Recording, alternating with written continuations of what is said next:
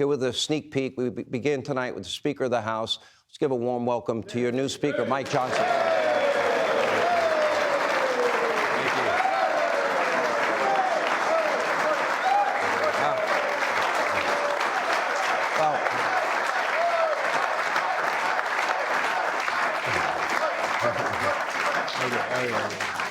Well, I certainly know my place in the People's House because you got a much better reception than I did. That's not true. If they had seen it before you began, you're a rock star here. And welcome back to the House. Thank you for having us back and having us back so quickly. I think this is important for all the reasons I mentioned. Before we get to that, let's go to the news of the evening. The censuring of Congresswoman Tlaib, the expulsion of George Santos. Those two things did not happen tonight. They didn't. It was resolved on the floor, and we allow the members to vote their conscience on that. It's important for us to beat the Democrats on policy. There's a lot of issues that are before us right now, but there is a view here that if you go down that road and you begin to censor one another, you kind of open a Pandora's box. A lot of members of Congress say a lot of really foolish things. A lot of talk show hosts. There is, well, that too. Not you, of course. But listen, we have very serious business, very serious matters in front of us. I wouldn't change a word of your opening there. You're exactly right on all those agenda items. And what you see right here is a unified team. We are ready to get to work, stick together.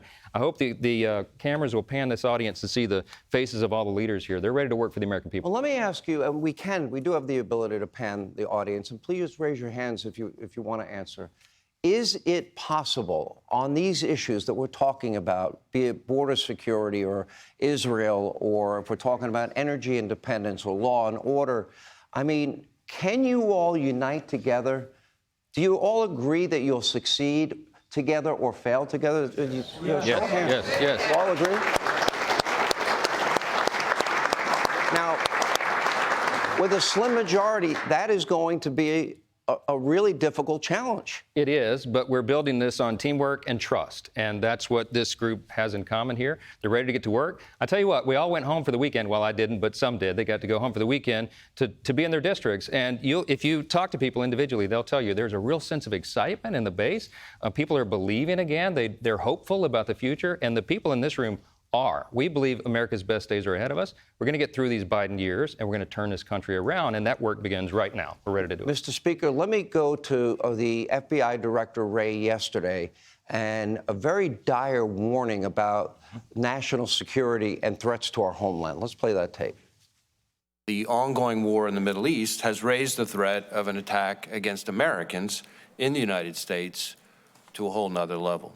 We assess that the actions of Hamas and its allies will serve as an inspiration, the likes of which we haven't seen since ISIS launched its so-called caliphate several years ago.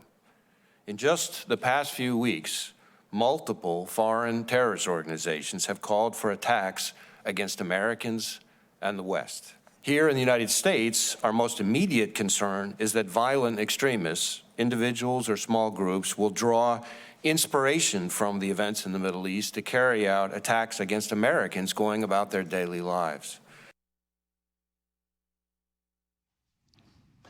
Now, that's the FBI Director Wray. And then he was asked the question if our country is safer under President Biden. We call it in television and radio dead air. Yeah. He didn't answer for nearly 10 seconds. It's a long period of time. I think that was very revealing. What do you make of that answer?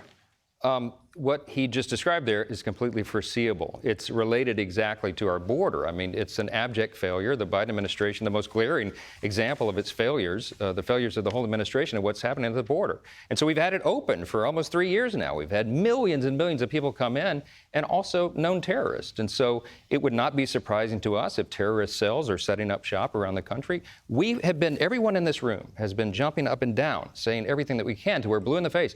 Secure the border. That's what the American people want. It's a top priority of ours, but it has not been for the White House. Well, then let me play a tape, and this would be Joe Biden and Kamala Harris and Karine Jean-Pierre and circle back Jen Psaki and Secretary Mayorkas. They have been telling us for 3 long years that the border is secure and the border is closed.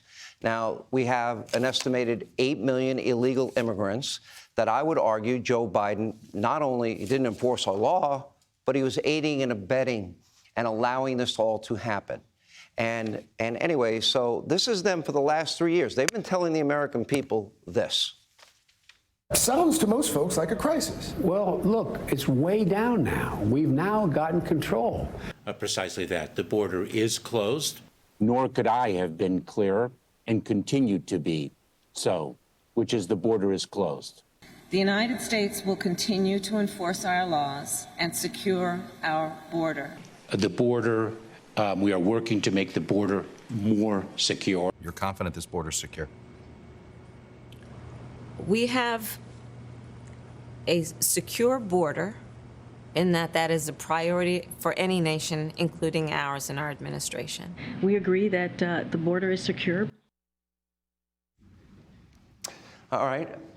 Have they been lying to us for 3 years? They have. Everyone in the country knows that that's not true. They can see it with their own two eyes. Thankfully, Fox has had correspondents down there on that border since all this began, and we've seen it with our own two eyes. All of us in this room have been to the border. We've seen it ourselves. The human tragedy that has become the border. And I told Mayorkas when he was in the House Judiciary Committee many months back, I said, I'm not sure what you've done at that department other than great harm. I mean, it's inexcusable what he's done. I believe he's committed impeachable offenses, but we only have so much time and resources to go after that. All right, well, you're going to stay with us for the full hour. Let's invite... Hey, Sean Hannity here. Hey, click here to subscribe to Fox News YouTube page and catch our hottest interviews and most compelling analysis. You will not get it anywhere else.